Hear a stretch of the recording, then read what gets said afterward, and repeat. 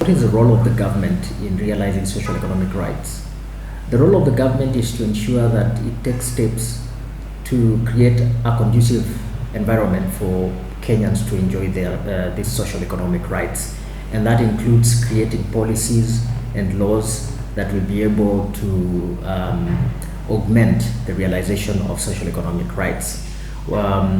Recently, we had the Cabinet Secretary of the Interior announcing through a Gazette notice that they're going to increase fees that are charged when people want to access IDs, national identity documents, when people want to get married. Other services include the obtaining a passport and also the registration of aliens, Kenyans who are born out of the country. And there was an uproar that these fees were exorbitant, and it was a big jump from what people were paying initially. My take on that is that the role of the government is not to frustrate people from accessing basic government facilities, but the role of the government is to ensure that everyone is able to access these facilities. So when you make it difficult for Kenyans, for example, to obtain an identity card that was lost, or even the first identity card, you're basically saying that this Kenyan who does not have that basic identification document cannot access many other things, including NHIF, which is a national health insurance scheme set up by the government. This Kenyan may not be able to enroll to a school of higher learning. For example, we saw students struggling to get HELB loans because they did not have IDs. If you're saying that you're going to make it prohibitive for Kenyans to access a basic document like a birth certificate or a death certificate, you are basically violating their rights. You're stopping them from, or you're erecting boundaries that will stop them from realizing their social economic rights. And therefore, it's not the right policy that a government should create if that government is really serious about the realization of human rights. And so my take is that the role of the government is to ensure that it is absolutely easy for anyone to access basic government facilities. Because when you are able to access these government facilities, then it makes it easier for you to enjoy the things that come with social economic rights, such as healthcare, education, etc., etc. My name is Dr. Andrew Khakula. I am the author of this very interesting book, which is called Social Economic Rights in Kenya: Theory, Practice, and Jurisprudence.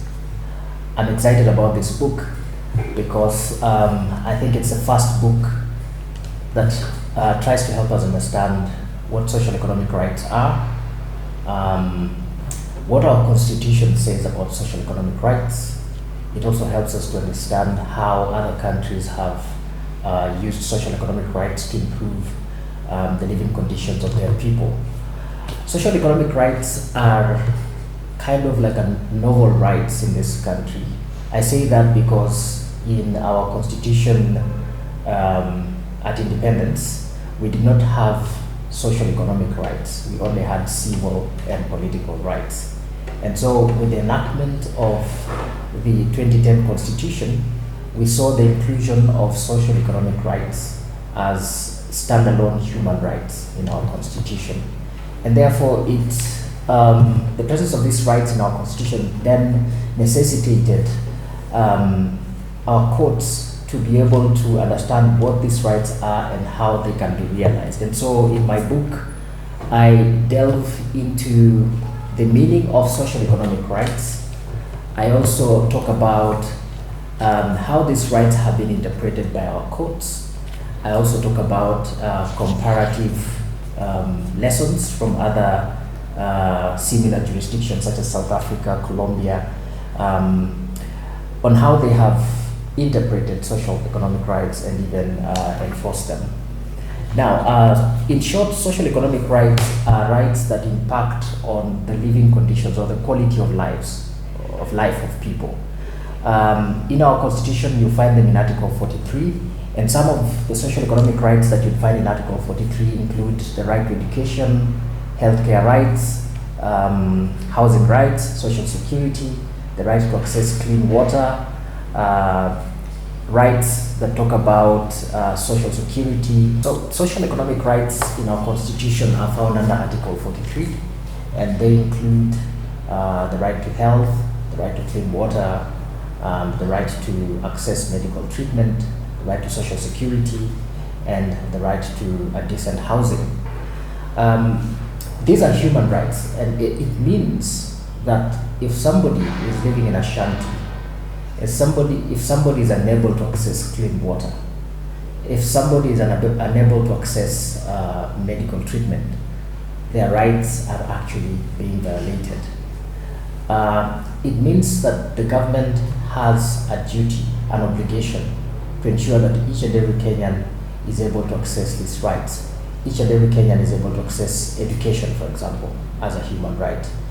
Each and every Kenyan is able to access clean water as a human right, decent housing, and even access to hospitals whenever they fall sick. But how practical is that? Is it really possible that the government of Kenya can ensure that everybody has a right to access decent housing?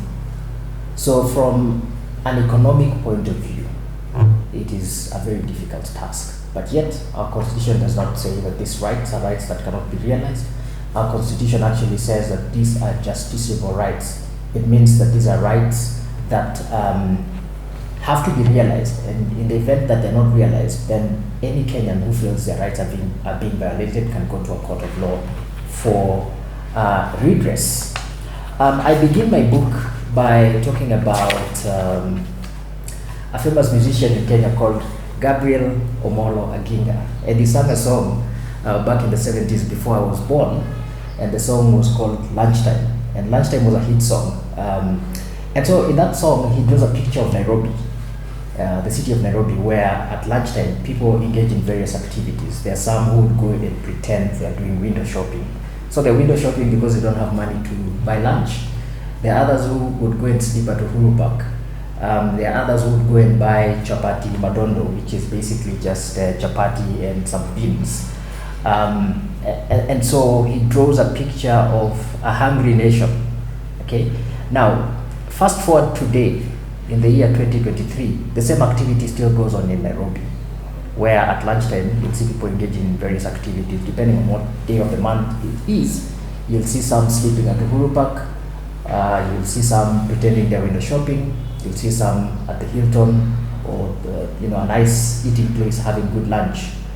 And so the issue of hunger has always been a preoccupation of our society. What am I trying to say? I'm saying that perhaps the writers of our constitution knew that hunger is something that drives people to do desperate things, and therefore they wanted it to be a legally enforceable right. But are we saying that the government must provide lunch for all Kenyans? That is not practical. So this book helps us to understand the nature of social economic rights so that we can understand them from a more informed perspective. Some of the issues that I have highlighted in my book are, for example, how do we realize social economic rights? And there's a principle called the principle of progressive realization, where the government is required to allocate resources towards the realization of these rights to the best extent, the highest extent it can go. The principle of progressive realization simply means that you cannot realize these rights immediately, but there must be a plan to realize them progressively. And so there are a lot of decisions that have come out of our courts in this book that help us to understand what the principle of progressive realization means. I also have focused on a number of decisions touching on different kinds of rights: education, healthcare, housing, and I have given an analysis of some of those decisions that have come out of our courts, decisions that interpret social economic rights. A very good case is the Michibel case, which involved eviction of slum dwellers in Nairobi around Wilson Airport. And this case proceeded from the High Court, it went to the Court of Appeal, and it even went up to the Supreme Court. And one of the interesting decisions that came out of that case is that a court is able to employ a structural interdict, which is an order that enables the court to supervise government implementation of court orders, something that had never been seen in this country before. And that order is very important because it helps courts to be able to give life to constitutional rights, such as social economic rights. I also discuss the complexity of implementing social economic rights from a budgetary perspective. And in my discussion, I'm able to say that for social economic rights to be realized, then there must be allocation of resources. And the question arises, do courts allocate resources, or is it the executive arm of government that allocates resources?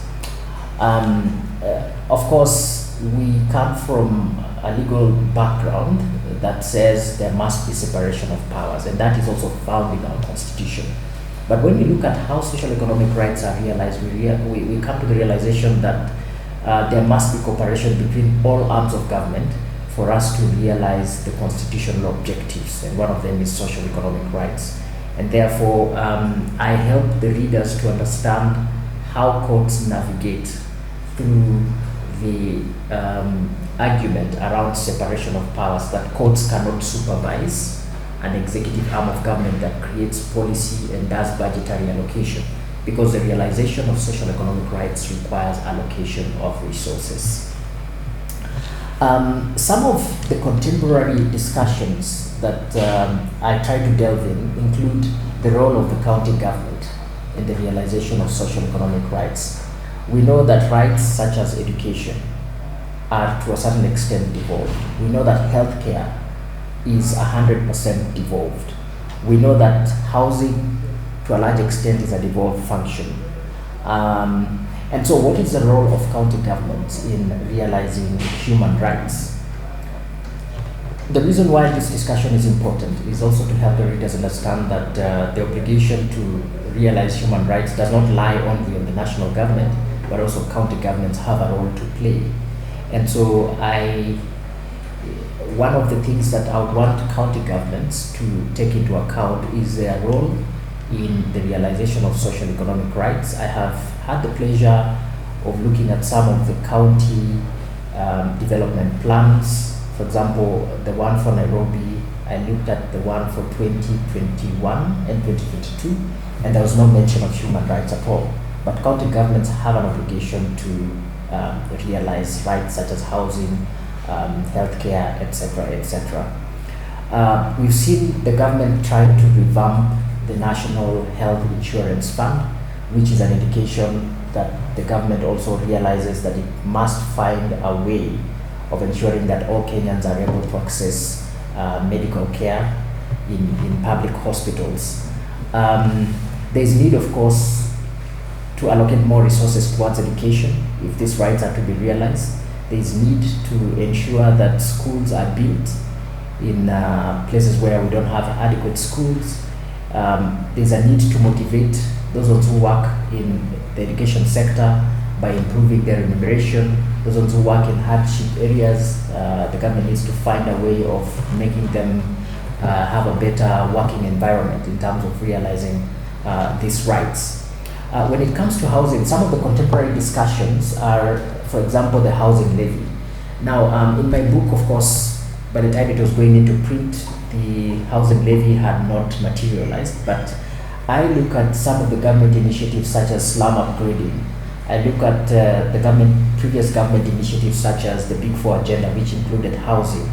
I also talk about government initiatives such as Bomayangu, where the government was trying to come up with a system through which each and every Kenyan can then be able to acquire a decent home.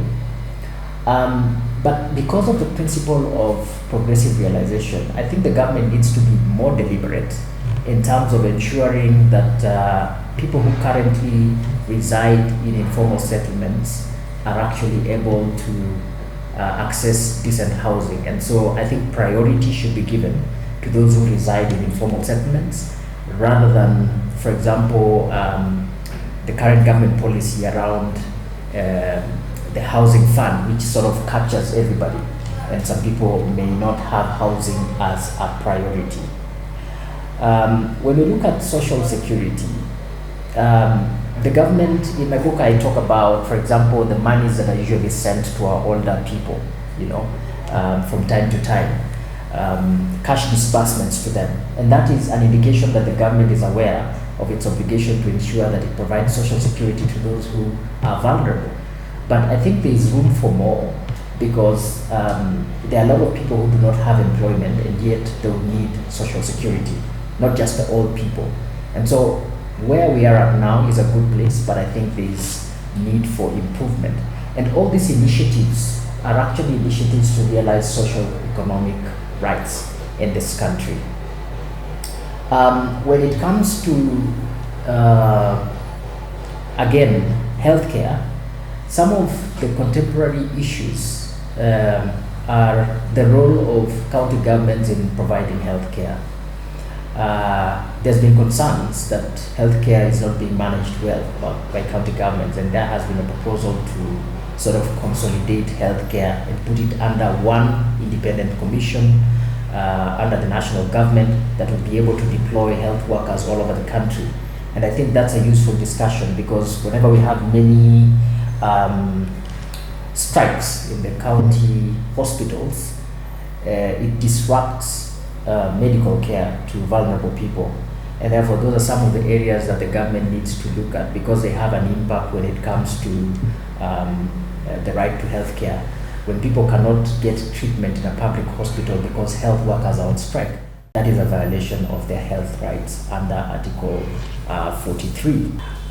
One of the things that I thought would also help us understand social economic rights is the fact that there seems to be a disconnect between our courts and the policymakers. So some of these decisions that come from our courts are not being implemented by policymakers.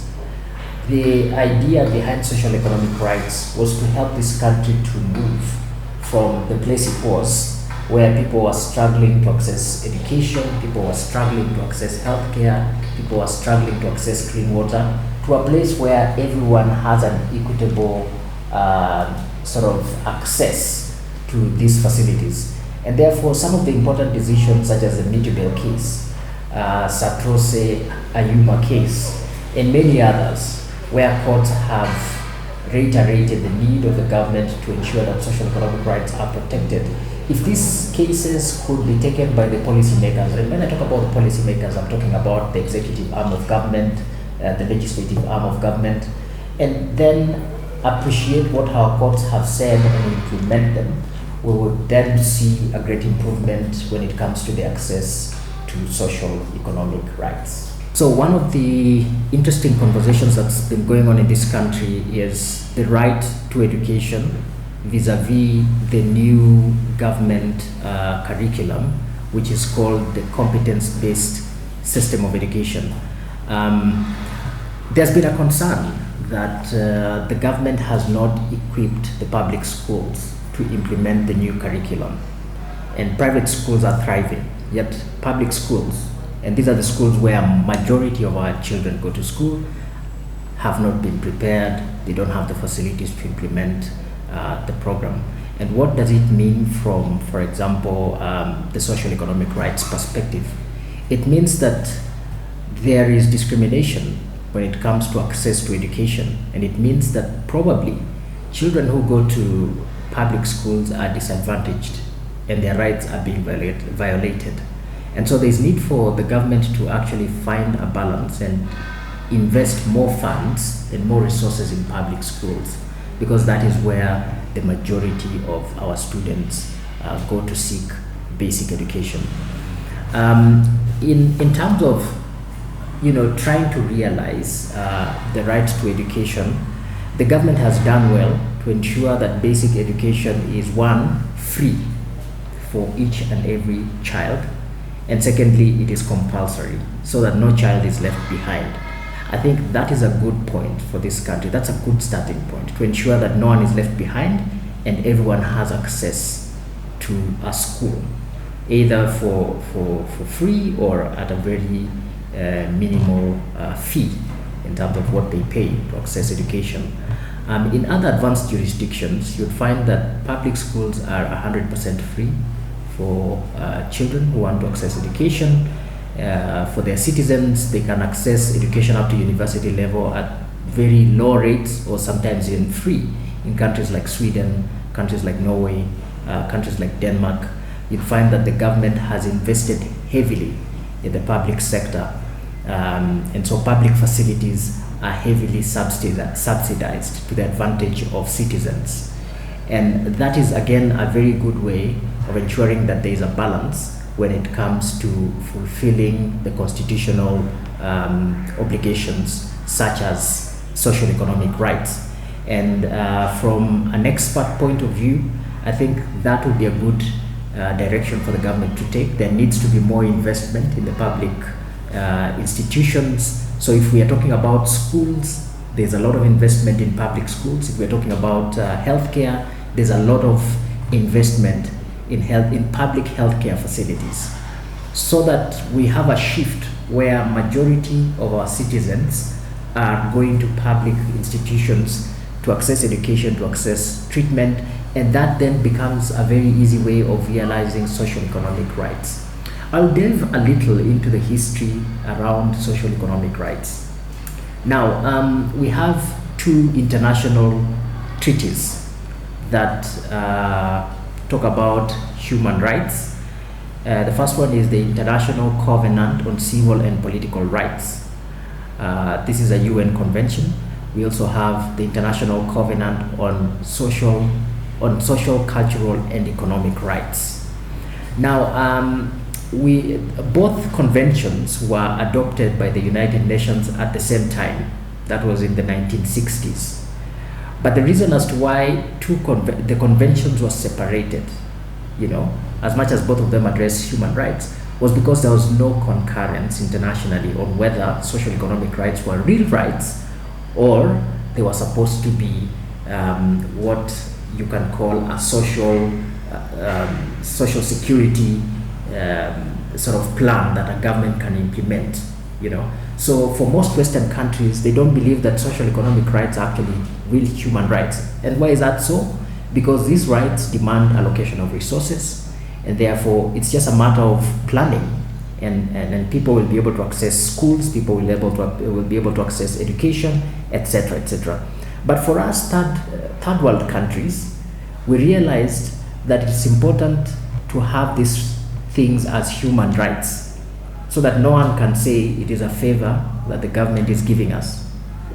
Human rights are inalienable rights. These are rights that every human being is born with.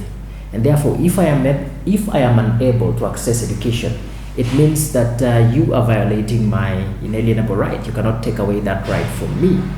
And so, from where I sit, these rights hold the promise to transform this country into a much more equitable country where people are living in decent places, people have social security, people are able to access a decent meal every day, and people are able to live dignified lives. So I find this book quite exciting. The book basically is a good read for anyone who is a human rights practitioner, anyone who wants to understand human rights. It's good for students. It's good for people who work in civil society, human rights advocacy, and it's generally an easy read. And so I would recommend it to anybody. The publisher is Law Africa Publishers. They are online. You can look at their website and you'll be able to find this book. I am so excited about the kind of knowledge people are going to get when they read this book. So anyone who's watching, this is a book that you should read.